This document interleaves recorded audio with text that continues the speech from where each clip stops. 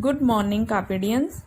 I am your Punjabi teacher, Mrs. Rupinder Kaur. ਸਾਡਾ ਅੱਜ ਦਾ topic ਹੈ ਪਾਰਟ 2, ਜੋ ਕਿ ਇੱਕ ਕਹਾਣੀ ਹੈ ਅਤੇ ਇਸ ਕਹਾਣੀ ਦਾ ਨਾਮ ਹੈ ਨੇਕੀ ਦਾ ਫਲ। ਇਸ ਕਹਾਣੀ ਵਿੱਚ ਇੱਕ 10-11 ਸਾਲ ਦਾ ਮੁੰਡਾ ਹੁੰਦਾ ਹੈ ਜਿਸ ਦੇ ਮਾਂ-ਬਾਪ ਦੋਨੋਂ ਹੀ ਨਹੀਂ ਹੁੰਦੇ ਅਤੇ ਉਹ ਇਕੱਲਾ ਹੀ ਬੜੇ ਦਿੱਕਤਾਂ ਦੇ ਨਾਲ ਆਪਣਾ ਜੀਵਨ ਗੁਜ਼ਾਰ ਰਿਹਾ ਹੁੰਦਾ ਹੈ। ਉਹ ਛੋਟਾ-ਮੋਟਾ ਸਮਾਨ ਵੇਚ ਕੇ ਆਪਣੇ ਸਕੂਲ ਦੀ ਫੀਸ ਭਰਨ ਜੋਗੇ ਪੈਸੇ ਇਕੱਠੇ ਕਰਦਾ ਰਹਿੰਦਾ ਹੈ ਅਤੇ ਉਹ ਹਾਰ ਮੰਨਣ ਵਾਲਿਆਂ ਵਿੱਚੋਂ ਵੀ ਨਹੀਂ ਸੀ। ਉਸਦਾ ਇਰਾਦਾ ਬੜਾ ਦ੍ਰਿੜ ਸੀ। ਉਹ ਸੋਚਦਾ ਸੀ ਕਿ ਉਹ ਵੱਡਾ ਹੋ ਕੇ ਕੁਛ ਨਾ ਕੁਛ ਜ਼ਰੂਰ ਬਣੇਗਾ। ਅੱਜ ਉਹ ਸਵੇਰ ਤੋਂ ਘਰੋਂ ਬਾਹਰ ਨਿਕਲਿਆ ਤੇ ਉਸਨੇ ਅੱਜ ਕੁਝ ਵੀ ਨਹੀਂ ਖਾਧਾ ਹੋਇਆ ਸੀ ਤੇ ਦੁਪਹਿਰ ਹੋ ਗਈ ਸੀ। ਭੁੱਖ ਨਾਲ ਉਸਦੀ ਜਾਨ ਨਿਕਲ ਰਹੀ ਸੀ। ਉਸਨੂੰ ਨੇੜੇ ਤੇੜੇ ਕੋਈ ਵੀ ਦੁਕਾਨ ਨਹੀਂ ਸੀ ਦਿਖੀ ਜਿੱਥੋਂ ਉਹ ਕੁਝ ਲੈ ਕੇ ਖਾ ਲਵੇ। ਉਸਨੂੰ ਇੱਕ ਘਰ ਦਿਖਿਆ। ਉਸਨੇ ਸੋਚਿਆ ਕਿ ਕਿਉਂ ਨਾ ਇਸ ਘਰ ਦਾ ਦਰਵਾਜ਼ਾ ਖੜਕਾ ਲਿਆ ਜਾਵੇ। ਉਸਨੇ ਇਸ ਤਰ੍ਹਾਂ ਹੀ ਕੀਤਾ ਅਤੇ ਅੰਦਰੋਂ ਇੱਕ ਬੜੀ ਹੀ ਖੂਬਸੂਰਤ ਔਰਤ ਬਾਹਰ ਆਈ ਅਤੇ ਉਸਨੇ ਬੜੇ ਹੀ ਪਿਆਰ ਭਰੀ ਅਤੇ ਸੰਗੀਤਮਈ ਆਵਾਜ਼ ਦੇ ਵਿੱਚ ਪੁੱਛਿਆ, ਬੇਟਾ ਕੀ ਚਾਹੀਦਾ ਹੈ ਤੁਹਾਨੂੰ?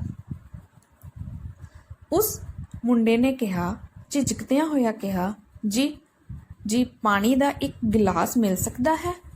ਔਰਤ ਉਸ ਬੱਚੇ ਦੇ ਚਿਹਰੇ ਨੂੰ ਵੇਖ ਕੇ ਸਮਝ ਗਈ ਸੀ ਕਿ ਇਹ ਬੱਚਾ ਭੁੱਖ ਨਾਲ ਵਿਆਕੁਲ ਹੈ। ਇਸਨੇ ਬੜੀ ਦੇਰ ਤੋਂ ਕੁਝ ਨਹੀਂ ਖਾਧਾ ਹੋਇਆ।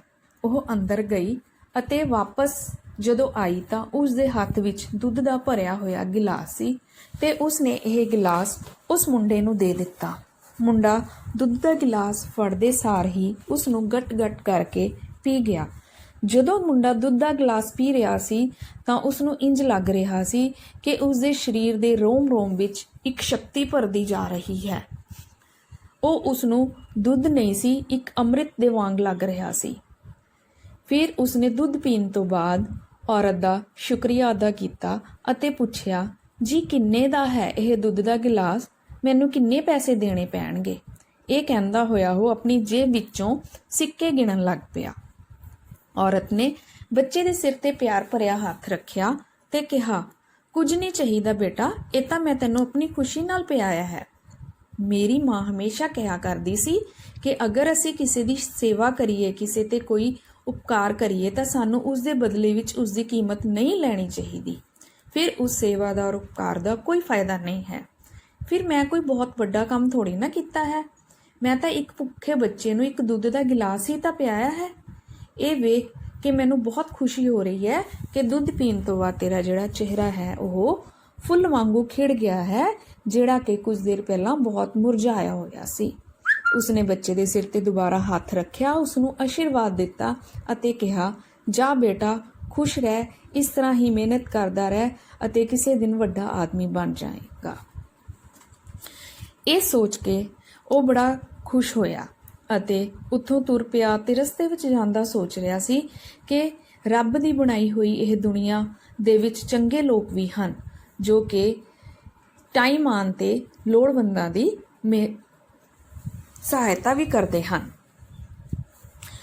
ਇਸ ਤਰ੍ਹਾਂ ਉਹ ਮੁੰਡਾ ਮਿਹਨਤ ਕਰਦਾ ਰਿਹਾ। ਉਸਨੇ ਆਪਣੀ ਮਿਹਨਤ ਜਾਰੀ ਰੱਖੀ, ਪੜ੍ਹਾਈ ਜਾਰੀ ਰੱਖੀ ਅਤੇ ਉਹ ਜੋ ਮੰਜ਼ਿਲ ਪ੍ਰਾਪਤ ਕਰਨਾ ਚਾਹੁੰਦਾ ਸੀ ਉਸ ਨੂੰ ਉਸਨੇ ਪ੍ਰਾਪਤ ਕਰ ਲਿਆ।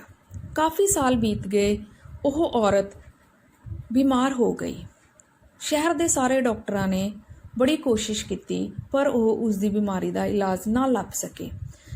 ਸ਼ਹਿਰ ਦੇ ਡਾਕਟਰਾਂ ਨੇ ਕਿਹਾ ਕਿ ਇਸ ਨੂੰ ਸ਼ਹਿਰ ਤੋਂ ਬਾਹਰ ਵੱਡੇ ਹਸਪਤਾਲ ਵਿੱਚ ਲੈ ਕੇ ਜਾਣਾ ਪਏਗਾ ਅਤੇ ਉੱਥੇ ਦੇ ਡਾਕਟਰ ਇਸ ਦਾ ਇਲਾਜ ਕਰਨਗੇ।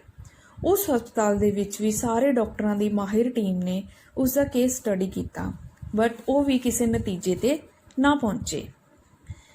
ਫਿਰ ਉਹ ਹਸਪਤਾਲ ਦੀ ਟੀਮ ਨੇ ਉਸੇ ਹਸਪਤਾਲ ਦੇ ਉੱਘੇ ਡਾਕਟਰ, ਜੋ ਕਿ ਸਭ ਤੋਂ ਵੱਡੇ ਡਾਕਟਰ ਸੀ, ਡਾਕਟਰ ਹਾਰਵਰਡ ਕੈਲੇ ਦੀ ਸਲਾਹ ਲੈਣੀ ਜ਼ਰੂਰੀ ਸਮਝੀ। ਡਾਕਟਰ ਕੈਲੇ ਨੂੰ ਮਰੀਜ਼ ਬਾਰੇ ਸਭ ਕੁਝ ਦੱਸਿਆ ਗਿਆ। ਡਾਕਟਰ ਕੈਲੇ ਨੇ ਜਦੋਂ ਉਸ ਮਰੀਜ਼ ਨੂੰ ਵੇਖਿਆ ਤਾਂ ਉਸਨੇ ਕਿਹਾ ਕਿ ਇਸ ਕੇਸ ਨੂੰ ਮੈਂ ਆਪ ਵੇਖਾਂਗਾ। ਇਸ ਬਿਮਾਰੀ ਤੇ ਮੈंने ਬਹੁਤ ਸੋਧ ਕੀਤੀ ਹੈ।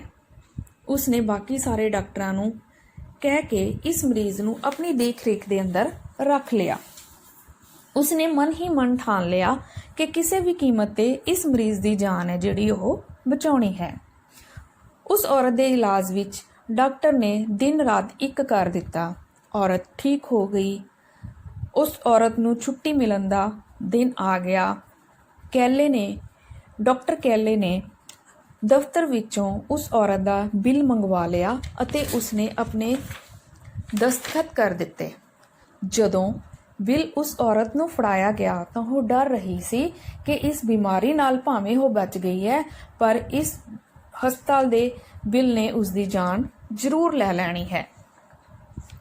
ਪਰ ਜਦੋਂ ਉਸਨੇ ਬਿੱਲ ਖੋਲ੍ਹਿਆ ਤਾਂ ਉਸ ਦੀ ਨਜ਼ਰ ਉਸ ਦੇ ਤੇ ਲਿਖੇ ਹੋਏ ਸ਼ਬਦਾਂ ਤੇ ਜੰਮ ਗਈ। ਲਿਖਿਆ ਸੀ, ਦੁੱਧ ਦੇ ਇੱਕ ਗਿਲਾਸ ਦਾ ਪੂਰਾ ਬਿੱਲ ਭਰ ਦਿੱਤਾ ਗਿਆ ਹੈ। ਹੇਠਾਂ ਡਾਕਟਰ ਹਾਰਵਰਡ ਦੇ ਦਸਤਖਤ ਕੀਤੇ ਹੋਏ ਸਨ। ਜਦੋਂ ਉਸਨੇ ਇਹ ਪੜ੍ਹਿਆ ਤਾਂ ਉਸ ਦੀਆਂ ਅੱਖਾਂ ਅੱਗਿਓਂ ਬੱਚੇ ਨੂੰ ਦੁੱਧ ਦਾ ਗਿਲਾਸ ਪਿਆਉਣ ਵਾਲਾ ਸਾਰਾ ਹੀ ਦ੍ਰਿਸ਼ ਘੁੰਮ ਗਿਆ। ਡਾਕਟਰ ਹਾਰਵਰਡ ਉਸ ਦੇ ਸਾਹਮਣੇ ਖੜਾ ਮੁਸਕਰਾ ਰਿਹਾ ਸੀ।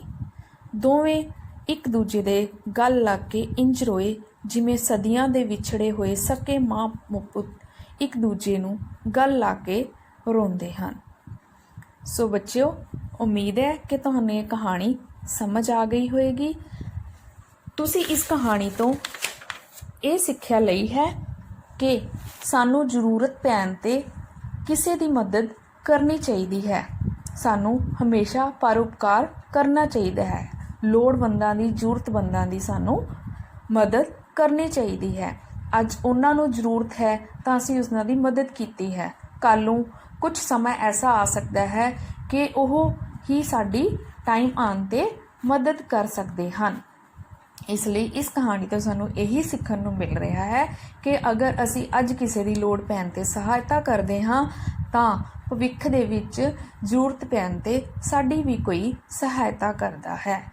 ਇਹੀ ਕਹਾਣੀ ਦਾ ਨਾਮ ਹੈ ਨੇਕੀ ਦਾ ਫਲ, ਕਿ ਜੋ ਅਸੀਂ ਅੱਜ ਨੇਕ ਕੰਮ ਕੀਤਾ ਹੈ ਤਾਂ ਉਸ ਦਾ ਫਲ ਸਾਨੂੰ ਕਿਸੇ ਨਾ ਕਿਸੇ ਰੂਪ ਦੇ ਵਿੱਚ ਜ਼ਰੂਰ ਮਿਲਦਾ ਹੈ। ਸੋ ਬੱਚਿਓ, ਸਾਨੂੰ ਹਮੇਸ਼ਾ ਨੇਕ ਕੰਮ ਕਰਨੇ ਚਾਹੀਦੇ ਹਨ, ਜਿਨ੍ਹਾਂ ਦਾ ਕਿ ਸਾਨੂੰ ਹਮੇਸ਼ਾ ਹੀ ਚੰਗਾ ਨਤੀਜਾ ਜਿਹੜਾ ਉਹ ਦੇਖਣ ਨੂੰ ਮਿਲਦਾ ਹੈ। ਧੰਨਵਾਦ।